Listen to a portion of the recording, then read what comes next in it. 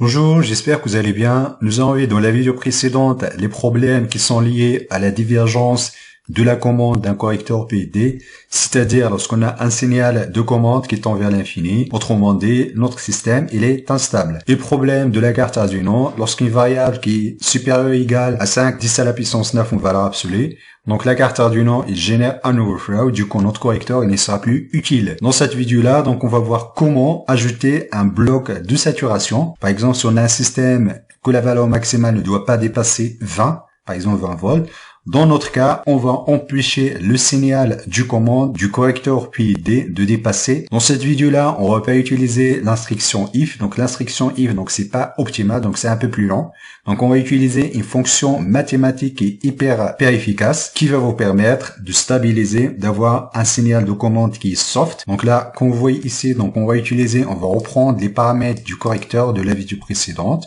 Donc on va utiliser un k égale à 5,2. pour avoir un système instable. Donc là, qu'on voit ici, donc on a notre commande qui tend vers l'infini.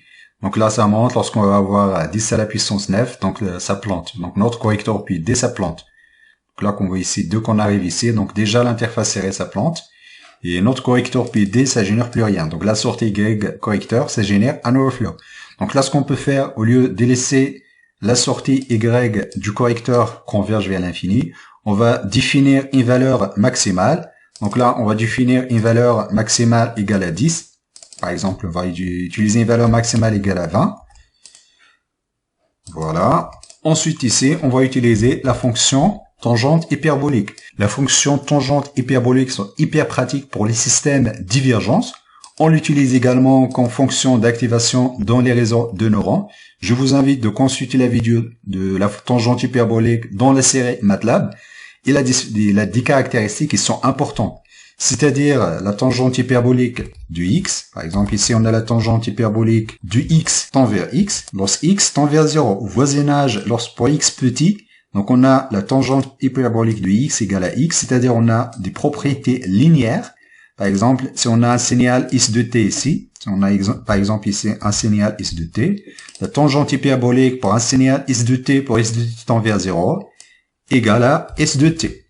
Donc en revanche, la tangente hyperbolique pour un signal s de t lors s de t tend vers l'infini, donc tend vers moins 1, 1. C'est-à-dire, quel que soit le s de t, même si on met plus infini ou bien moins l'infini, on a toujours une divergence du tangente hyperbolique vers l'intervalle plus 1, moins 1.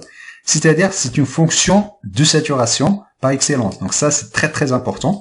Donc là, on va exploiter cette fonctionnalité.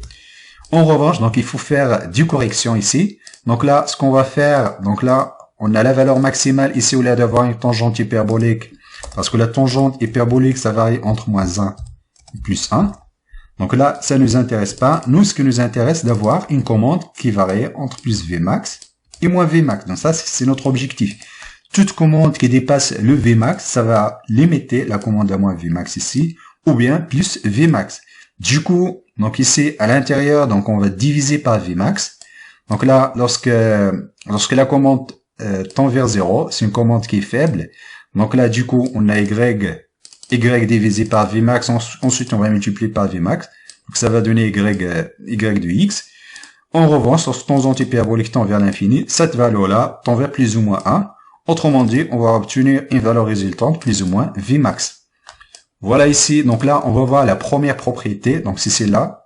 Donc ici, on verra dans la suite que c'est une fonction qui permet pas seulement d'avoir un bloc de saturation, mais il permet également d'avoir un système stable. Donc il va transformer un système instable ici en un système stable. Donc là, on va le voir tout de suite. Donc on va garder les mêmes paramètres du correcteur. Donc ça, c'est notre bloc du correcteur. Donc là, on va le voir dans les vidéos prochains. Du moment où on aura besoin d'un bloc de saturation, on utilisera la fonction tangente hyperbolique. Donc là, qu'on voit ici, donc là, tout à l'heure, nous avons un système qui est instable. Grâce à la tangente hyperbolique, nous avons un système qui est stable. Donc ça, c'est très important. Donc ça, c'est une fonctionnalité de la fonction tangente hyperbolique. Lorsque vous avez des données qui convergent, tangente hyperbolique, ça permet d'avoir des données qui sont soft, des données, c'est-à-dire qui convergent. Donc là, qu'on voit ici, donc on a un système qui est stable. Donc là, si on bloque la tangente hyperbolique ici, donc là, on va voir un système qui est instable. Donc le bloc du saturation, voilà. Donc là, on va le voir tout de suite. Donc là, c'est 100 blocs de saturation. Donc là, on a un système qui est divergent. Grâce à la tangente hyperbolique, donc on a limité notre commande. Deuxièmement, on a stabilisé le système. Là, qu'on voit ici, donc on a un dépassement de moins de 50%. Voilà, par exemple, si on met ici 10. Donc on arrive à la fin de la série de l'asservissement avec Arduino. On va reprendre la série de drones avec Arduino. On va commencer par des tests avec un drone bicoptère. Donc on va essayer de stabiliser le drone bicoptère. On verra également, donc il y a un ensemble de problèmes qui sont liés à la mesure, l'accélération, le gyroscope, etc. Je vous remercie de votre attention et à la prochaine vidéo.